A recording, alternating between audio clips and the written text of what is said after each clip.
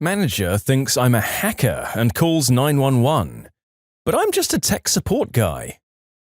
So my friend and I work for a tech support company. We're a retailer for one of the most popular point-of-sale software suites in the country. We also dabble in all the hardware and peripherals that go with it.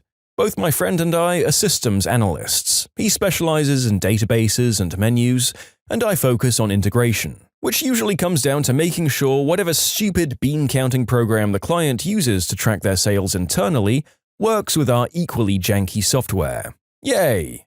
Both of us have plenty of experience in computer science, networking, and cybersecurity. So it had been a long day and we both had to stay late due to one fire or another. It was 3 in the morning and we decide the best course of action is a combo breakfast and dinner. We head to a local diner that just so happens to be one of our clients. They don't get their tech support through us, but we sell them hardware.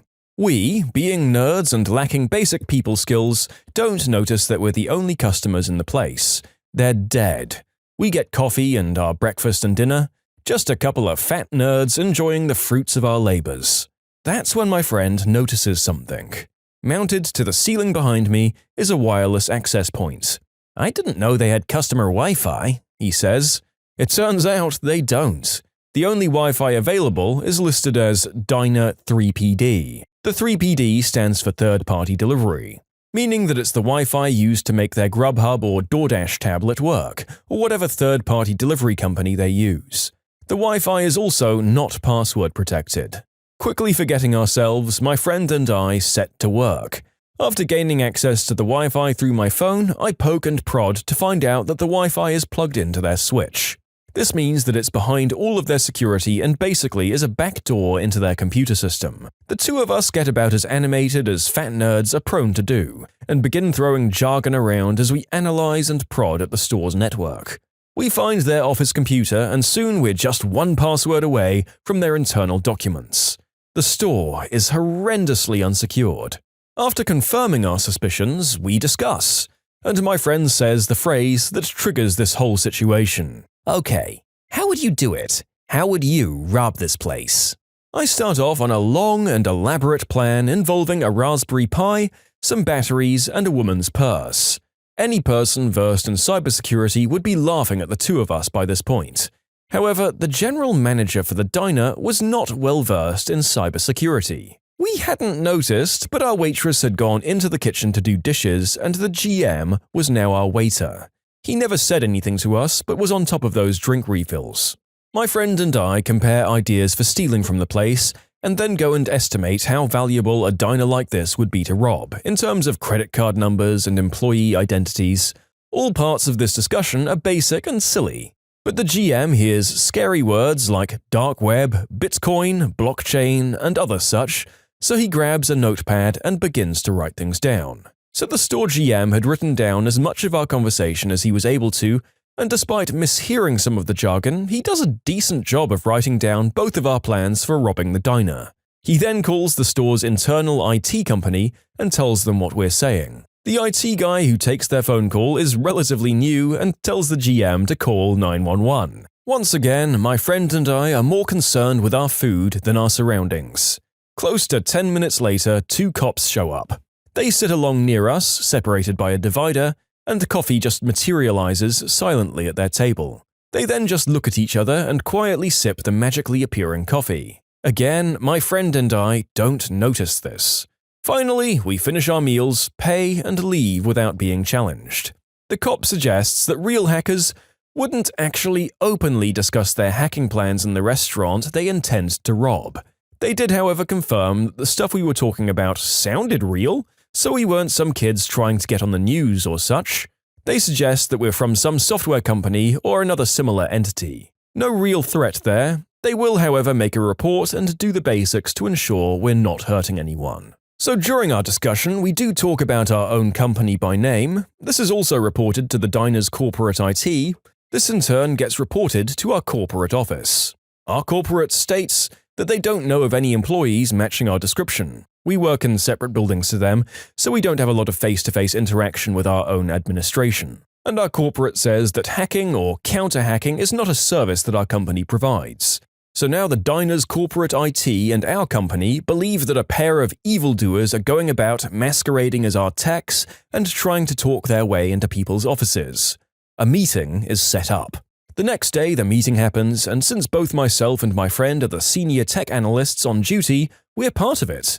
It's a conference call with the diner's corporate IT team. They explain the situation and that there may be people pretending to work for us, trying to get into our clients' systems. The police have a report on the situation, and there's a whole recording of the two people in question. We all sit down, and the evidence plays, and we end up staring at video footage of ourselves at a table across from a pair of cops, discussing about how insecure the store is. Our entire side of the meeting starts laughing, and my boss explains that those two fat nerds are not only their employees, but they're sitting in on the meeting. We both announce ourselves and apologize to everyone for causing such a scene. The diner IT team is at loss for words, and we finally hear, "So you guys could steal from us that easily?" And that, my friends, is how we almost got arrested, but instead landed a nice contract overhauling a restaurant chain's internal security. Is this the definition of failing upwards? Maybe not, since it's not like the gentlemen in question were actively doing anything wrong at the time, just a couple of tired but caffeinated lads laughing about some silly, hypothetical situations. Honestly though, I don't blame the manager for being more than a little wary and protective of his business. If I sat near two people openly discussing how they could break into my recording space and steal my means of livelihood, no matter how goofy and jovial they were being about it within earshot of me no less, I still couldn't just brush it off. Nonetheless, I do love the fact that these boys got called out and labeled as fat nerds in a joking fashion in front of everyone, and then ended up having a decent contract fixing the problems that they'd outlined for the customers in the first place. As evidenced by it being here, it makes for a great story and a win-win all around. Won't let me close a bank account? No problem.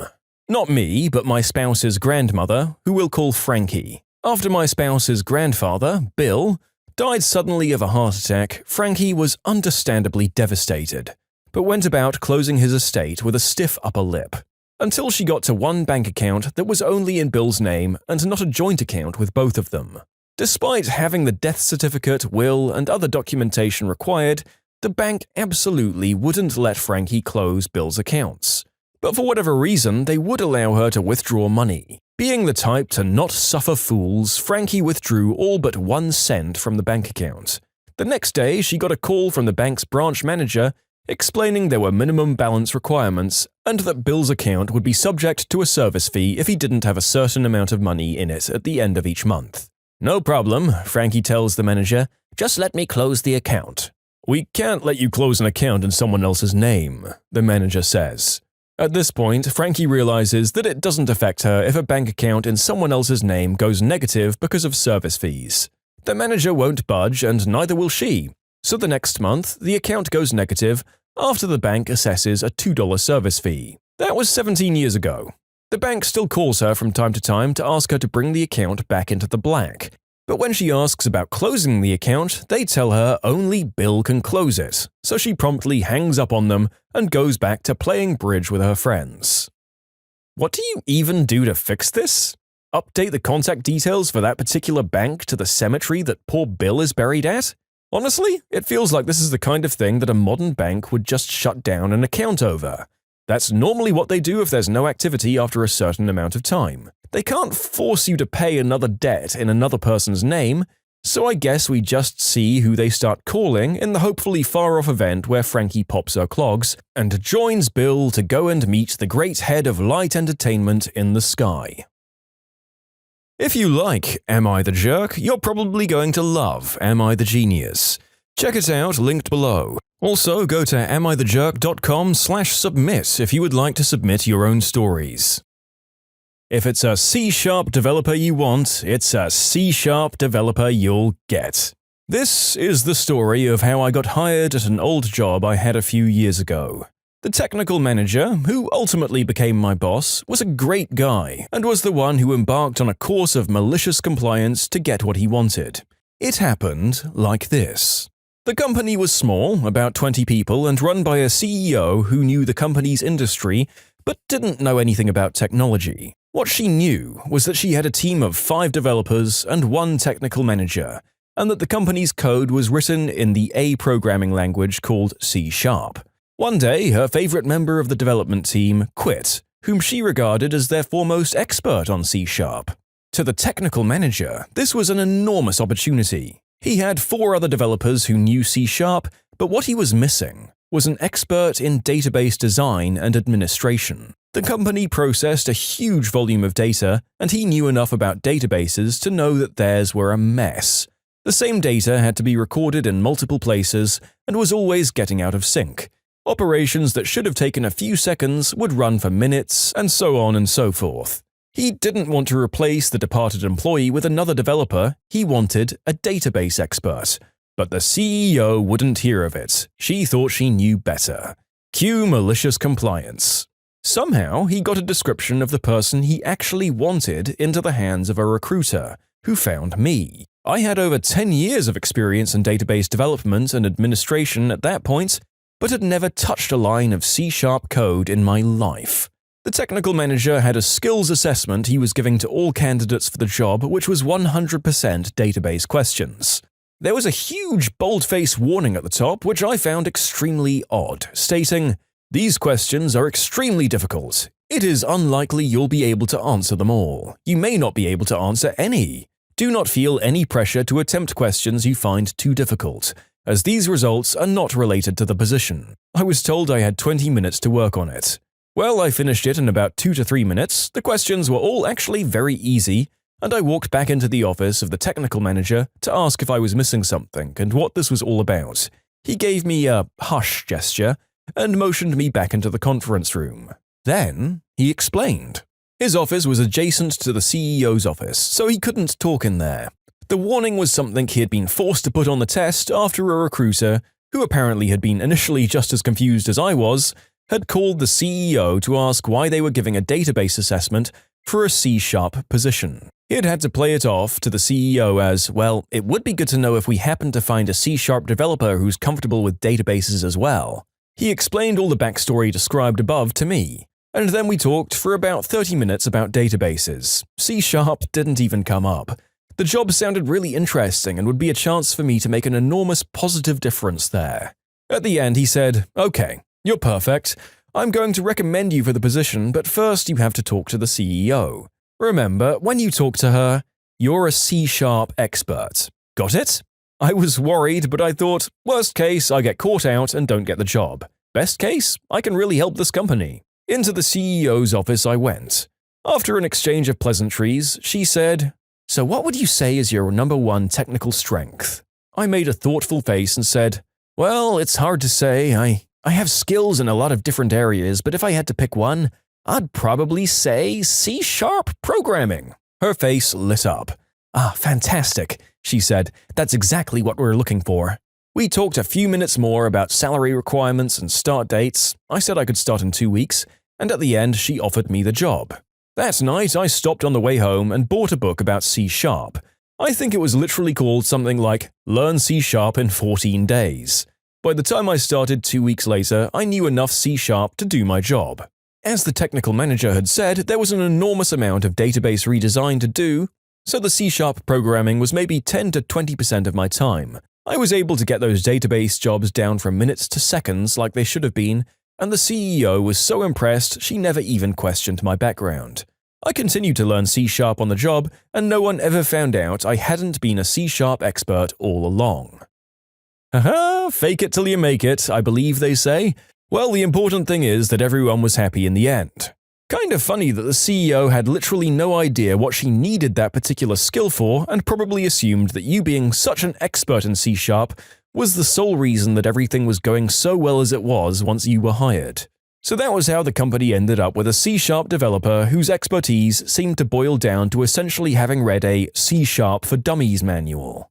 That's also a great motivation for those of us who lack certain essential coding skills, and apparently you can at least get the basics for some of these programs in a relatively short amount of time. So if you're ever between jobs and have a bit of downtime, why not try something like this?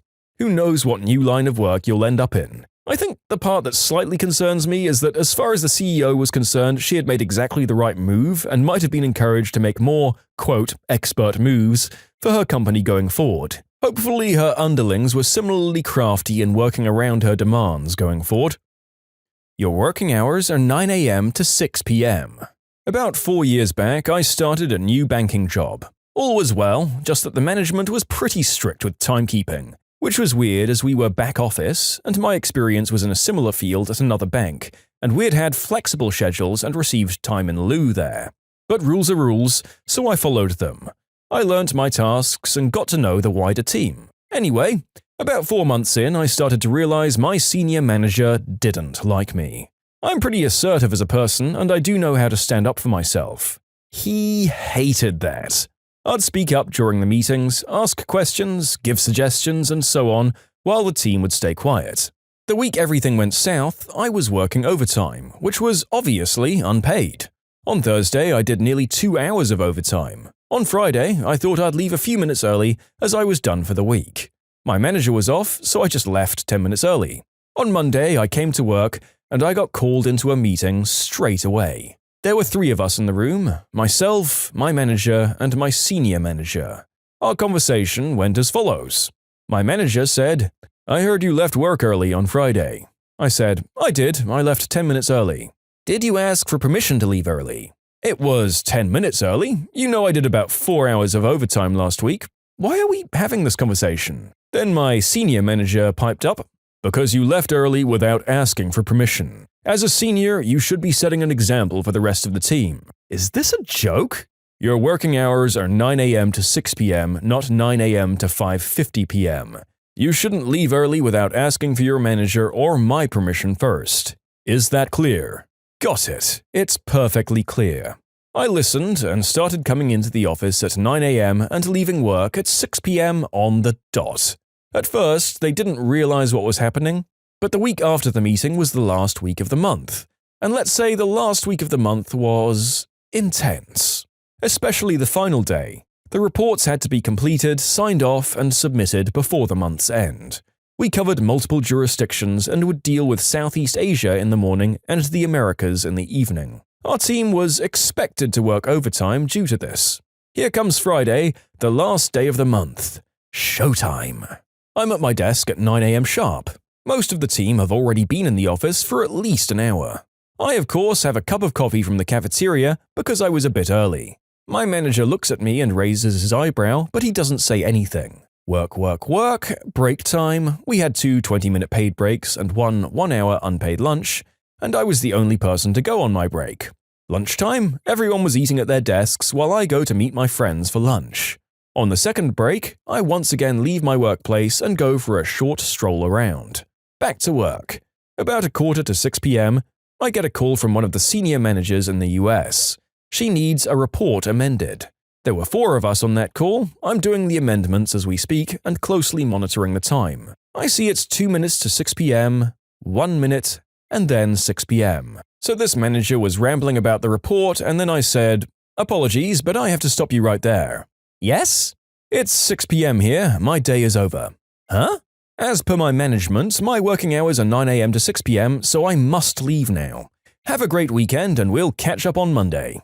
I logged off, got my coat, wished everyone a great weekend, and left. It was 6:04 p.m. Both my manager and my senior manager were dumbfounded by what had happened, looking pale and staring at me in disbelief. It was a glorious sight. I wanted to apologize to my senior manager that I wasn't able to leave at 6 p.m. on the dot, but I thought that would have been way too passive-aggressive, so I just left. I did relax the rule a bit after a few months, yet I never did more than 30 minutes of overtime. Ironically, once my stakeholders understood that I wouldn't be available for more than 10 hours, they started collaborating earlier in the month.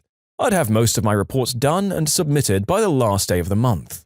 Plus, I had a much better working relationship with my stakeholders. There was less finger-pointing if something went south as well. Of course, I had bad days too, but that was an exception, not the rule. There was an increase in my workload as the month end approached, but it was no more than 20%. I just had to work a bit faster.